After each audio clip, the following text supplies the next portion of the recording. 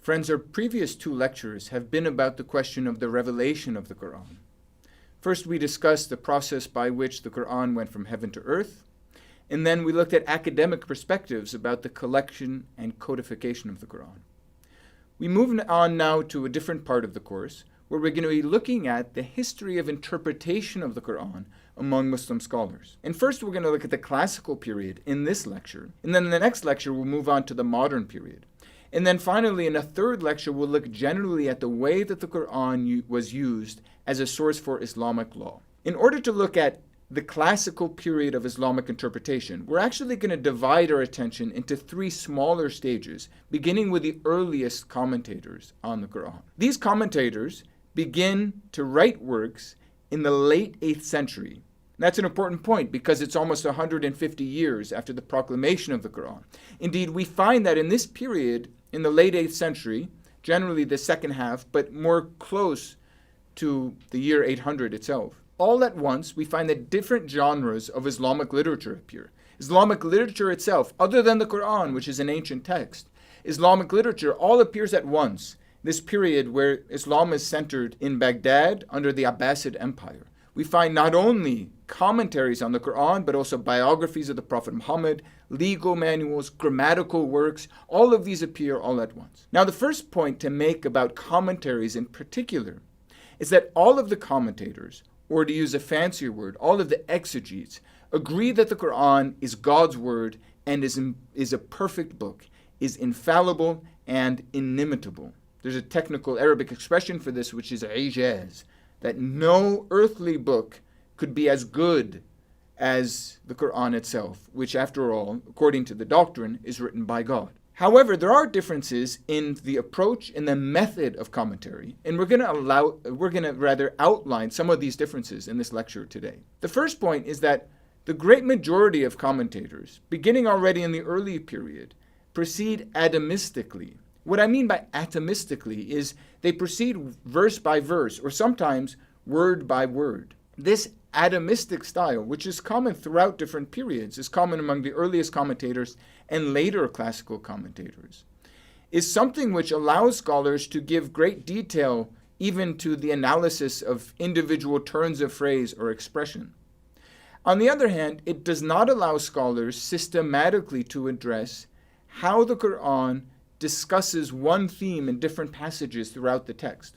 One modern Muslim scholar who laments this atomistic style of most commentaries is the Pakistani Fazlur Rahman, who in his book Major Themes of the Qur'an writes, "The innumerable Muslim commentaries on the Holy Book often take the text verse by verse and explain it.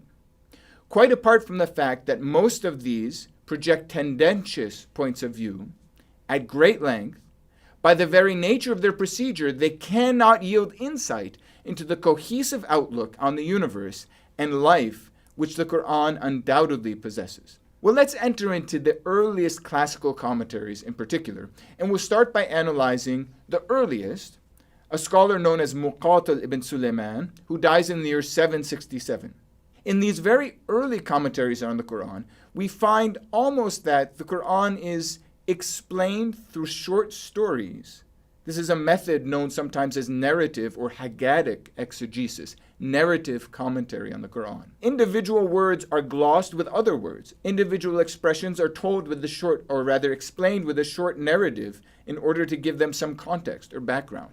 That is, the commentary is something like an expansion of the Quranic text. Just to give a couple of examples, in Qur'an 7, where the Qur'an says that God has sent down feathers to the children of Adam. We mentioned this earlier, this passage in Qur'an 7.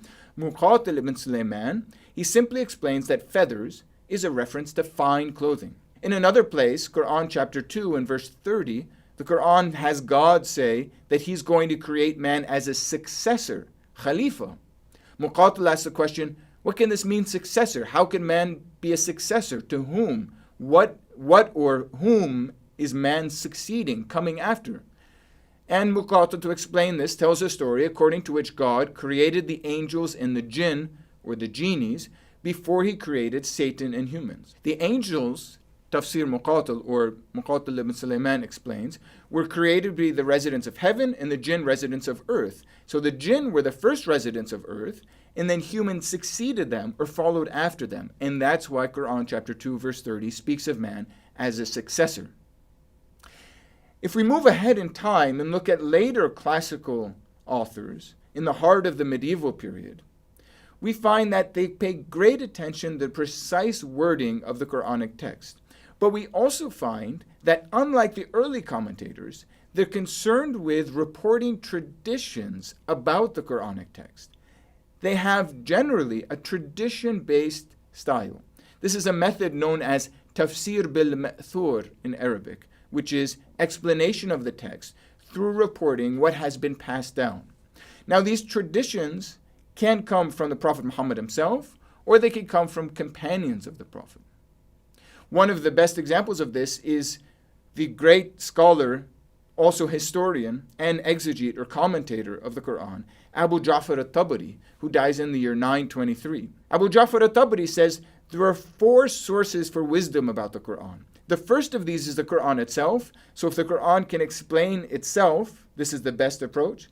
The next is the Prophet Muhammad himself. After that comes statements from the companions of the Prophet Muhammad. And after that comes statements from successors, that is the next generation of the companions of the Prophet Muhammad. Now, to an academic scholar, the first approach is the most compelling, the idea that the Qur'an can explain itself. Very often, the Qur'an mentions something or refers to it obliquely, which it refers to in greater detail somewhere else in the text. To give one example, in the Qur'an chapter 37, the Qur'an, in recounting the story of Lot, mentions an old woman, I'm quoting here, an old woman who lagged behind. Now this reference or allusion to an old woman is explained by other verses in the Qur'an, such as chapter 7 verse 83, which make it clear that this old woman is Lot's wife. So the Qur'an is explaining the Qur'an. But Muslim tradition says that's not the only valid way of explaining the Qur'an. We can also look to what Muhammad said about the Qur'an. For example, one contemporary Muslim scholar, Abdullah Sa'id, writes about this. The Prophet was the transmitter of God's word and was deeply involved in it, emotionally, spiritually, and intellectually. The relationship between the Prophet and the Qur'an was intimate and reciprocal. Now, of course, there are all sorts of questions that academic scholars might have about what we can know, in fact, about what Muhammad really said, how authentic are the traditions about Muhammad's sayings, that is the hadith, and there's been a long debate over their authenticity. But for now, we'd like to underline and emphasize the traditional way of reading the text and these traditional styles of exegesis. Now, it's interesting to point out that the Islamic community in this classical period of exegesis had the conviction that not only Muhammad himself, but also those around him and those who came after him were valid interpreters of the text. That is, Muhammad himself, this is understandable because he's said to be protected by error, a perfect man. But also the companions and the successors are said to be authoritative. On this point, Abdullah Sa'id explains, had the young Muslim community opted to divide the companions into good and bad, believers and unbelievers, honest and dishonest, knowledgeable and ignorant, the bridge between the prophetic period and the new generation would have been placed in jeopardy. In other words, the early Islamic community decided to assert that all of the companions and all of the successors were believers and were good. Now, there's some differences on this point in particular among Shiite exegesis. Remember, according to Shiite Islam, the proper successor to the Prophet Muhammad was Ali. But certain companions of the Prophet rebelled against God's will by placing Abu Bakr in political command of the early Islamic empire, and then his successors Omar and Uthman, before Ali finally became the 4th caliph.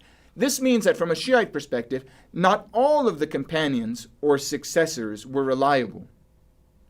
And indeed, Shiites, when they use traditions about the Qur'an, they quote both from the Prophet Muhammad, but they also quote from the series of imams who Shiites recognize as the authentic leaders of the Islamic community after the Prophet Muhammad.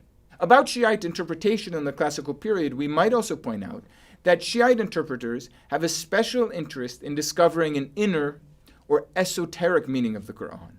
This is in part encouraged by a search for references to the Imams in the text, but it also involves a certain interest in rationality and philosophical inquiry, which is peculiar or particular to Shiism. Now, we've mentioned this tafsir bil-ma'thur, or tradition-based tafsir. We should point out as well that in the classical period, there are other variants of exegesis, and there are those who focus on explaining the text through rational or logical explanations. The most famous of these is Fakhr ad-Din al-Razi, who dies in 1209. And there's another Arabic phrase, according to this, which to explain this style, which is tafsir bil-ra'i, that is, interpretation according to personal opinion. But when we move along in time, to the later classical period, we find that there's an increase of those scholars who are skeptical of any personal interpretation or any rational type of exegesis that would take place around the Quranic text. And the best example for this is a Sunni scholar known as Ibn Kathir, who dies in 1373. According to Ibn Kathir, the Qur'an should always be understood according to the sayings of Muhammad and never according to human reason. As Ibn Kathir sees it, God provided humanity with two sources of revelation. First, the Qur'an itself, and second, the sayings and reports of the deeds of the Prophet Muhammad. And in order to understand that first source of revelation, the Qur'an, the proper method is to look at the second source of revelation. And indeed, the contrary is true as well. In order to understand the second source of revelation, the sayings and deeds of the Prophet, or the hadith, one can look to the Qur'an. There's an act, therefore, of comparing these two sources of revelation, which is fundamental to his exegetical style. Thus, later Sunni exegesis in the classical period often tended to be suspicious of rationality. There's a diversity then already in the classical period of approaches to the Quranic text, and we're going to find in the next lecture that diversity in the modern period will only increase.